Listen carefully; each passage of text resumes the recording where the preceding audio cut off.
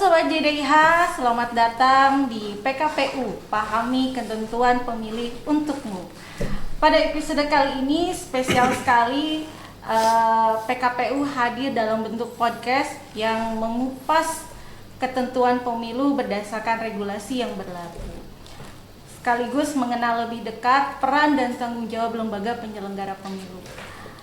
Saya, Nia Nazmiatun, akan memandu jalannya podcast kali ini yang akan membahas mengenai topik peran dan fungsi Bawaslu sebagai penyelenggara pemilu sebagaimana diatur dalam Undang-Undang Nomor 7 Tahun 2017 tentang Pemilihan Umum. Untuk itu telah hadir bersama kita narasumber dari Bawaslu Kabupaten Majalengka, yaitu Bapak Fauji Akbar Rudiansah sebagai Kordip apa nih Pak? Kordip pencegahan Bu Kadip. Kordip pencegahan. Selamat siang Bapak, sehat? Selamat siang Bu Nia, terima kasih sudah diundang. Seperti yang tadi saya sampaikan bahwa hari ini kita akan mengupas tentang Undang-Undang Pemilu, yaitu Undang-Undang Nomor 7 Tahun 2017.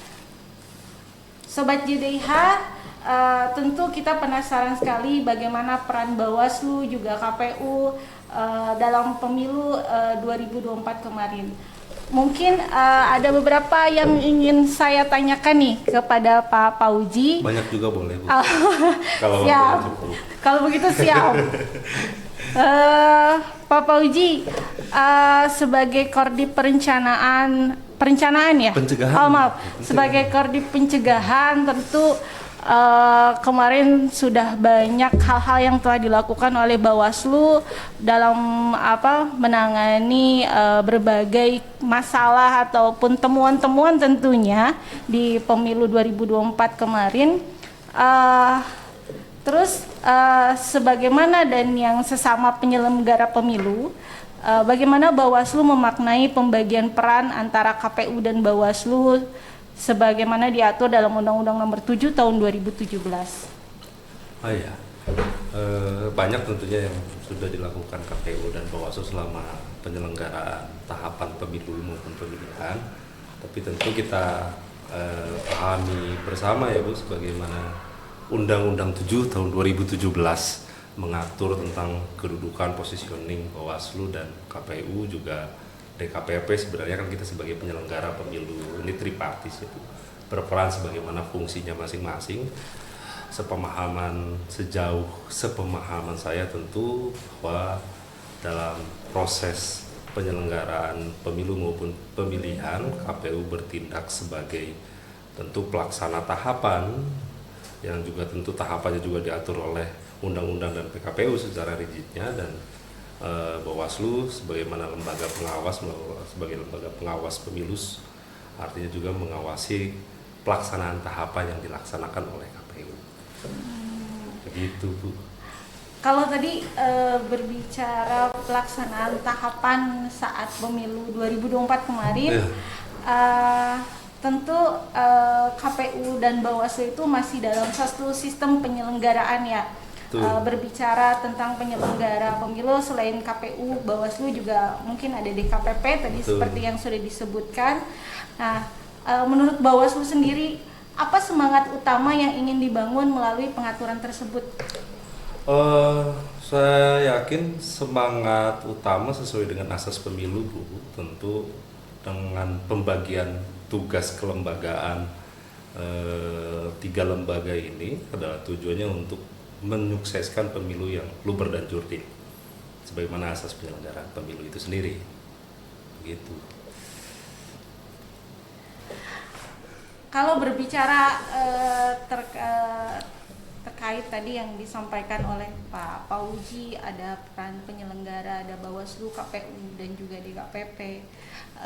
Sebagaimana kita tahu bahwa KPU juga sebagai pelaksana atau bisa dibilang panitianya lah dalam proses penyelenggaraan pemilu gitu kan.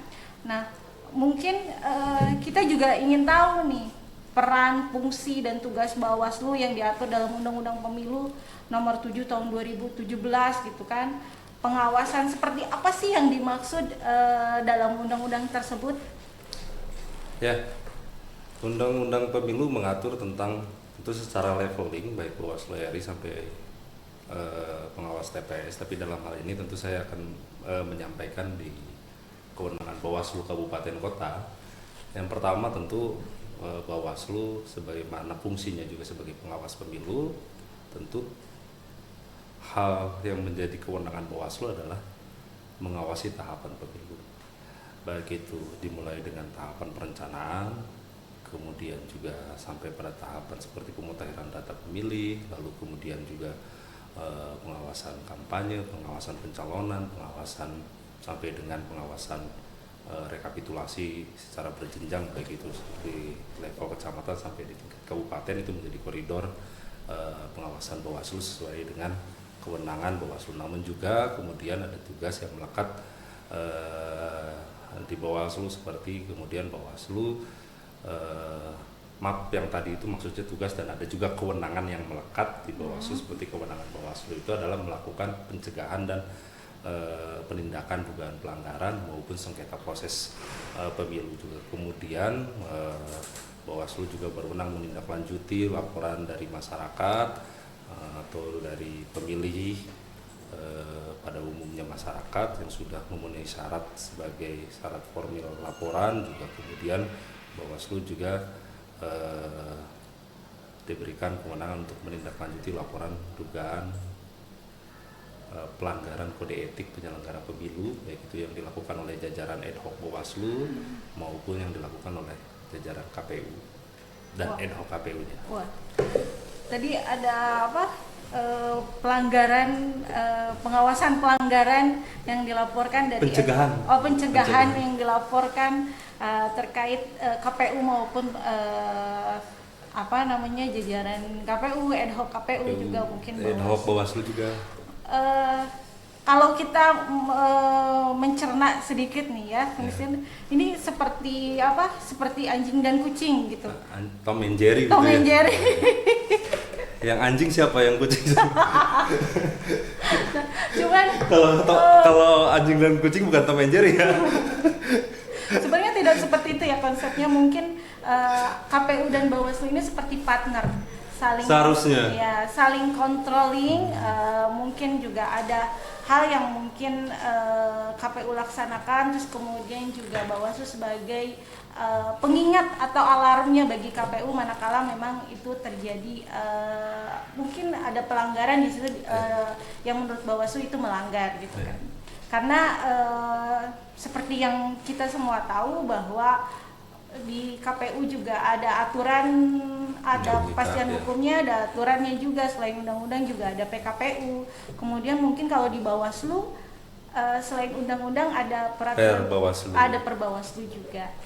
Nah, mungkin bisa di-spill sedikit mungkin kalau apa namanya temuan yang dimaksud Bawaslu, mungkin sedikit ya, kita nggak usah buka semuanya. Temuan yang dimaksud itu kalau seperti apa sih temuan yang bisa menjadi temuan apa temuan masalah ataupun yang bisa dilaporkan manakala misalnya ada badan ad hoc KPU melakukan something wrong gitu yang menurut Bawaslu itu pelanggaran. Banyak yang bisa kita spill sebagai contoh, Bu Kadip. Salah satu contohnya saja yang paling sederhana adalah ketika misal pada saat pemutahiran daftar pemilih, ada pemilih yang seharusnya TMS, tapi kemudian pada saat rapat pleno baik itu di tingkat kecamatan maupun di tingkat kabupaten, itu masih tercatat sebagai pemilih memenuhi syarat misal. Nah, kemudian apa yang dilakukan oleh Bawaslu berkaitan dengan hal itu? Karena temuan itu kan basically-nya adalah merupakan hasil pengawasan aktif yang dilakukan oleh pengawas pemilu baik Bawaslu maupun Bawaslu kecamatan. Sehingga kemudian yang dilakukan hasil dari proses pengawasan itu adalah memberikan saran perbaikan sebagai upaya tindak lanjut dari temuan dugaan pelanggaran. Jenis pelanggarannya itu kemudian diklasifikasi sebagai pelanggaran administratif. Tapi kemudian di Bawaslu juga saat ini saran perbaikan juga tidak dikategorikan sebagai penindakan pelanggaran, tapi lebih pada domain di pencegahan pelanggaran sebenarnya. Begitu. Berarti ada klasifikasinya, ada pelanggaran, terus kemudian juga tadi apa yang disebut bukan pelanggaran juga, berarti ada klasifikasinya. Ada klasifikasinya. Biasanya Bawaslu ketika melakukan proses pengawasan lalu kemudian ditemukan ada satu peristiwa atau kejadian, misal dilakukan oleh ad hoc KPU, ditemukan oleh ad hoc Bawaslu, misal kemudian ini setelah dilakukan pencermatan dan penilaian secara objektif, ternyata ada kekeliruan dalam penetapan berita acara daftar pemilih misal. Kemudian apa yang harus dilakukan, apakah itu ditetapkan pada form B2 sebagai form temuan dugaan pelanggaran atau tidak. Nah, hal yang pertama dilakukan karena klaster pertama sesuai dengan platform cara kerja Bawaslu cegah awasi tindak, maka yang dilakukan setelah terjadi peristiwa itu adalah melakukan proses pencegahan, di mana proses pencegahan ini memberikan saran perbaikan kepada Komisi Pemilihan Umum, baik secara lisan, misal itu disampaikan karena diketahui pada saat peristiwa itu terjadi, tapi kalau misal itu diketahui setelah peristiwa itu terjadi, kemudian itu bisa disampaikan secara tertulis. Nah, itu yang dilakukan Bawaslu. Klasternya pencegahan sebelum penindakan begitu. Oke. Kemudian kalau tadi berbicara tentang klasifikasi temuan dan sebagainya gitu kan, kemudian bagaimana sih mekanisme pengawasan pemilu dari tahapan awal hingga penetapan hasil? Tentunya menurut Undang-Undang Pemilu tahun 2017 ya. Ya, proses pengawasan yang dilakukan pertama adalah menentukan objek pengawasan. Lalu kemudian setelah menentukan objek pengawasan, misal tahapan A yang berkaitan, misal kampanye sebagai objek pengawasannya. Sekalipun tahapannya panjang, tapi saya ambil contoh di kampanye saja, misal tinggal disubstitusi saja. Misal tahapan kampanye sebagai objek pengawasan Bawaslu. Lalu apa kemudian yang dilakukan oleh Bawaslu? Adalah melakukan pemetaan kerawanan pada proses pelaksanaan kampanye yang melibatkan pelaksana tahapan kampanye maupun pelaksana kampanyenya itu.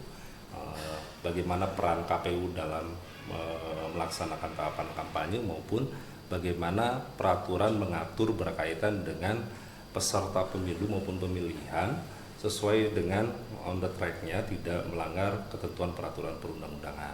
Nah, itulah yang menjadi peta kerawanan Bawaslu dan juga menjadi patokan rujukan Bawaslu dalam melakukan proses pengawasan. Atau misal juga bisa misal pengawasan rekapitulasi suara, misalnya yang dilakukan secara berjenjang mulai dari kecamatan sampai di tingkat kabupaten. Apa yang dilakukan oleh Bawaslu misal berkaitan dengan pemindahan suara dari formulir D kecamatan ke D kabupaten, itu salah satu menjadi objek pengawasan Bawaslu, memastikan setiap angka sama sebelum ditetapkan oleh KPU. Oke.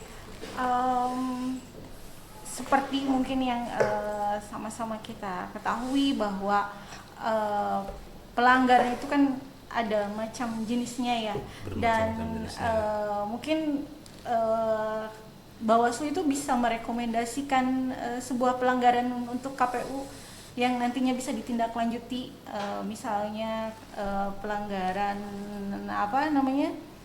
administrasi, kemudian juga tindak pidana pemilu, dan itu juga ada di Bawaslu ya. Kemudian juga pelanggaran kode etik, dan mungkin yang ingin saya tanyakan tuh membedakan secara tegas antara pelanggaran administrasi, pidana pemilu, dan pelanggaran kode etik, dan bagaimana skema penanganan perkaranya. Sebenarnya Bawaslu berwenang terhadap 3 jenis pelanggaran pemilu. Yang pertama adalah pelanggaran administratif pemilu, artinya bahwa pelanggaran ini berkaitan dengan pelanggaran terhadap tata cara, mekanisme, dan prosedur penyelenggaraan pemilu. Biasanya subjeknya kebanyakan adalah dari penyelenggara pemilu di KPU maupun ad hoc KPU. Tapi bukan berarti juga tidak bisa subjek hukumnya jadi ke peserta pemilu, misal pada pelanggaran tata cara yang sudah ditetapkan oleh KPU berkaitan dengan kampanye lalu kemudian ditabrak atau dilanggar oleh peserta pemilu. Nah, itu bisa dilakukan rekomendasi oleh Bawaslu kepada KPU untuk menegur peserta pemilu tersebut. Itu berkaitan dengan pelanggaran administratif. Yang kedua adalah pelanggaran kode etik. Pelanggaran kode etik yang menjadi domain wewenang Bawaslu sebenarnya ada sesuai dengan Perpu Bawaslu 4 tahun 2019 berkaitan dengan penanganan pelanggaran kode etik penyelenggara ad hoc Bawaslu. Artinya yang bisa diputus oleh Bawaslu berkaitan dengan pelanggaran kode etik itu hanya jajaran ad hoc Bawaslu-nya. Lalu bagaimana misal ketika terjadi oleh jajaran ad hoc KPU, maka sifat Bawaslu adalah meneruskan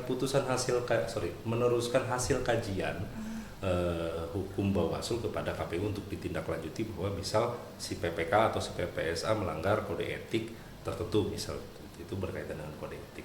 Lalu kemudian ada pelanggaran tindak pidana pemilu maupun pemilihan. Di tindak pidana pemilu pemilihan ini Bawaslu tidak berdiri secara ansih, tapi juga ada lembaga lain yang ikut serta dalam melakukan proses penanganan pelanggaran tindak pidana pemilu, yaitu Kejaksaan dan Kepolisian. Fungsinya penyelidikan dan penyidikan sebagaimana fungsi kelembagaannya itu.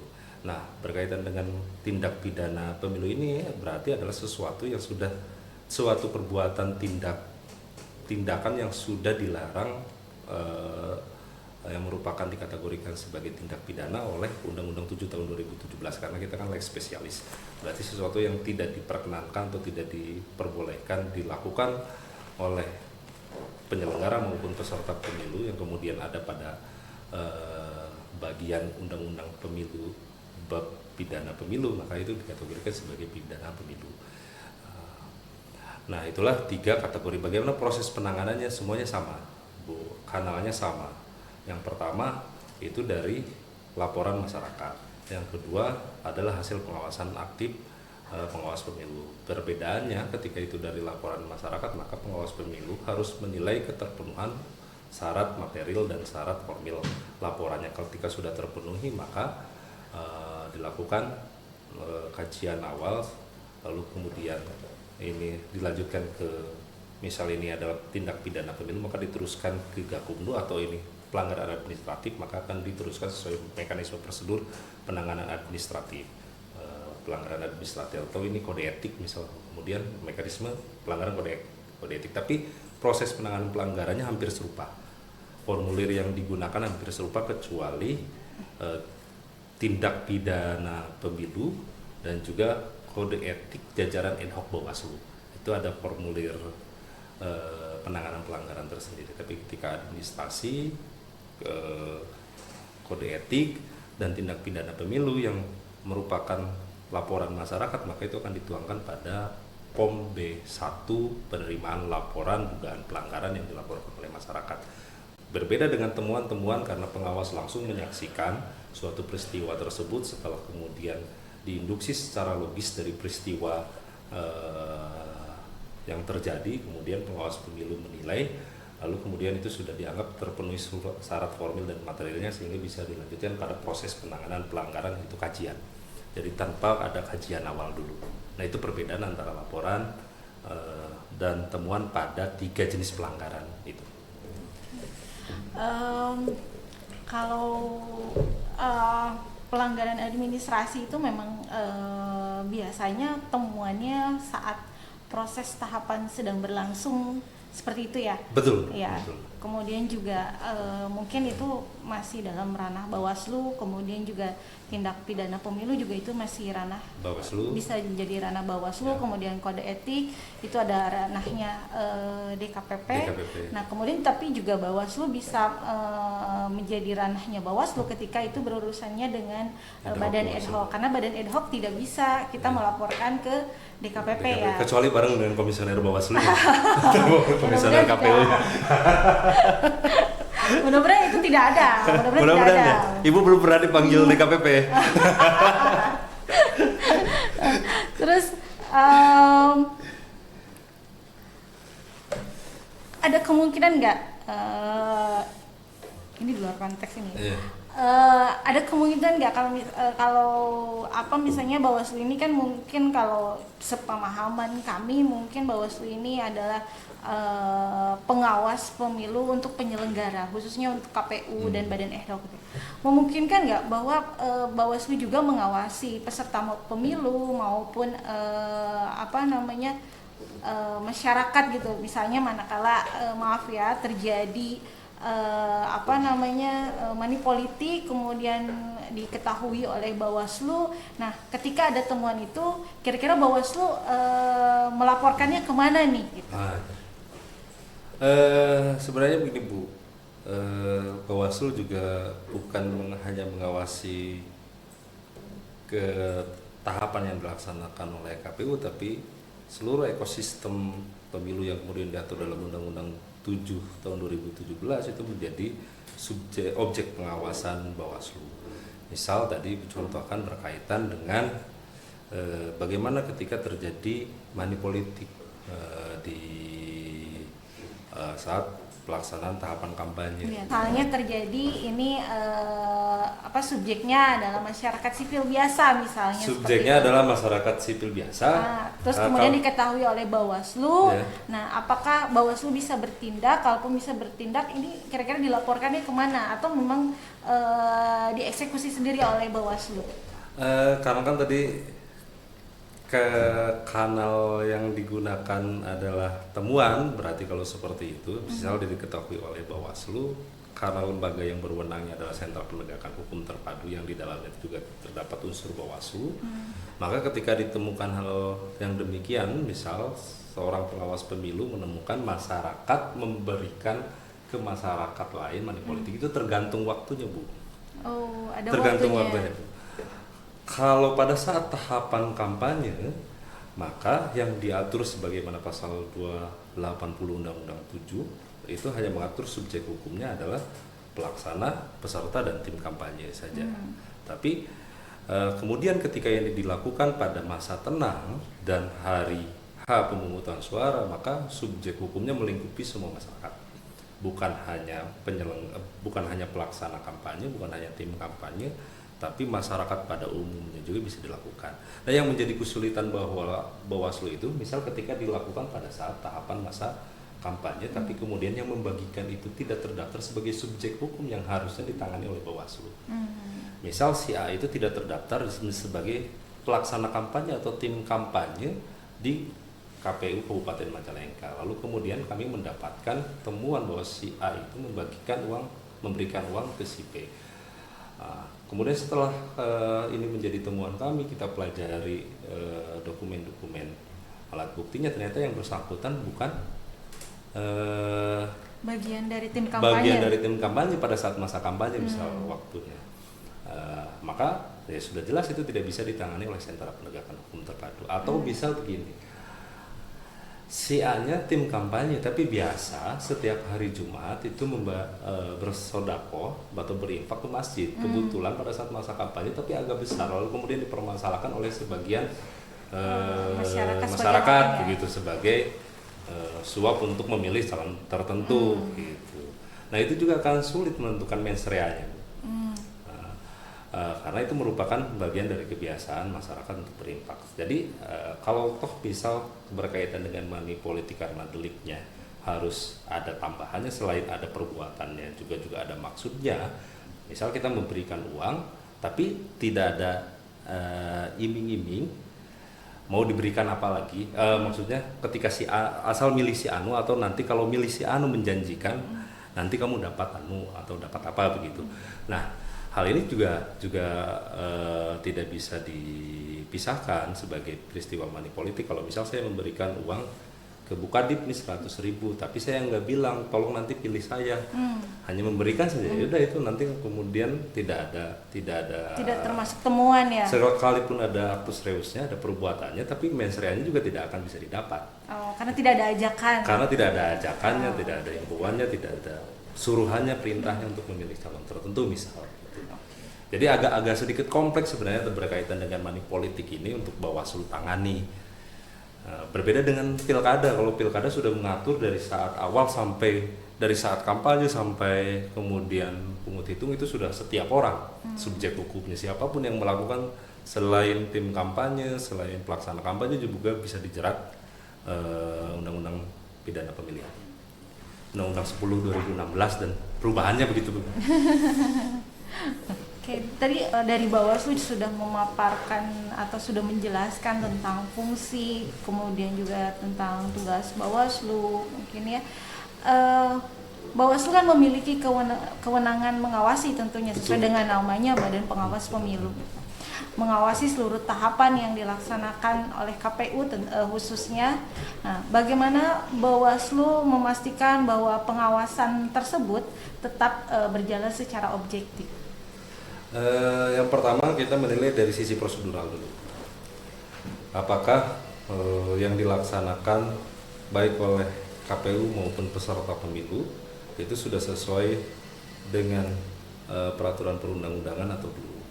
Karena dasar kami menentukan segala sesuatu ini terjadi penyimpangan atau tidak itu harus berdasarkan undang-undang dan turunannya, sehingga kami tidak bisa menyatakan suatu peristiwa itu terjadi pelanggaran semisal di undang-undangnya juga tidak diatur. Sehingga kami salah satu hal yang menjadi prinsip kerja pengawasan kami adalah kepastian hukum untuk memastikan bahwa setiap kerja pengawasan itu berdasarkan prinsip objektivitas. Ya. Bukan hanya Bawaslu, KPU juga bekerja tentunya berdasarkan dengan kepastian hukum sesuai dengan asas penyelenggara. Kemudian menurut Bawaslu nih, mungkin menurut Pak Fauzi, apakah Undang-Undang Pemilu saat ini, Undang-Undang Nomor 7 Tahun 2017 sudah cukup adaptif terhadap tantangan pemilu di era digital sekarang?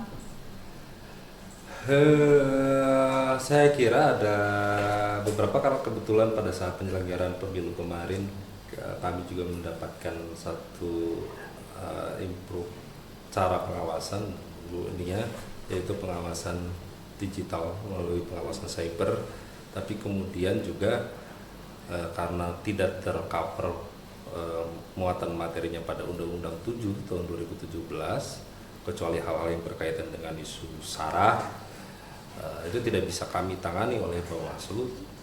Tapi kalau berkaitan hal-hal yang di luar isu SARA ini, kami harus meneruskan pada lembaga lain, sehingga kami tidak berwenang misal untuk langsung take down akun tersebut. Sehingga saya kira perlu ada penyesuaian pada Undang-Undang 7 tahun 2017 ini untuk lebih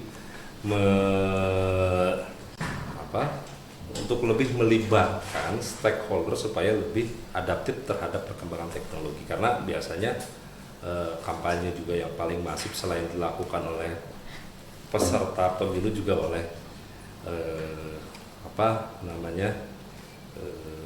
followernya itu apa ya namanya? Gimana?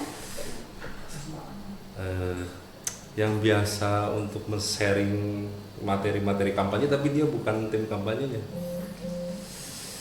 Simpatisannya. Nah, biasanya juga dilakukan oleh simpatisannya di media sosial, tapi itu tidak diatur ketika mereka melakukan pelanggaran, kecuali kita laporkan pada pihak yang berwenang, misal Kominfo dalam hal ini. Itu sehingga saya kira perlu ada penyesuaian terhadap Undang-Undang 7 tahun 2017 itu. Begitu, Bu Nia. Oke.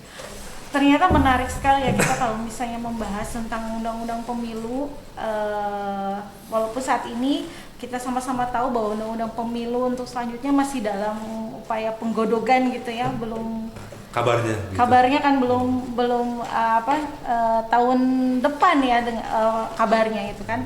Mudah-mudahan nanti regulasinya tentunya kita harap pastinya akan lebih baik lagi dari regulasi. Dan mungkin sebagai pertanyaan penutup nih, sebelum kita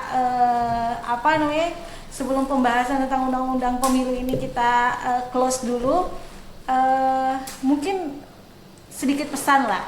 Apa pesan Bawaslu kepada KPU atau semua pemerhati pemilu agar pelaksana pemilu ke depan semakin berintegritas, transparan, dan tentunya kita akan menunggu undang-undang pemilu yang baru rampung? Tidak punya pesan khusus untuk KPU, tapi saya kira pemilu merupakan alat kita berdemokrasi, maka yang waras bukan hanya penyelenggara pemilu saja, tapi juga harus diikuti oleh peserta pemilu dan pemilih tentunya, sehingga pemilu ini jauh lebih rasional dan kredibel baik dari sisi proses maupun hasil. Oke, satu lagi pertanyaan yang ingin saya tanyakan nih. Kilas balik pemilu tahun 2024 kemarin, yang sama-sama kita tahu bahwa KPU Kabupaten Majalengka, kemudian juga Bawaslu Kabupaten Majalengka telah melaksanakan pemilu kemarin. Alhamdulillah tentunya berjalan dengan sukses tanpa ekses gitu kan.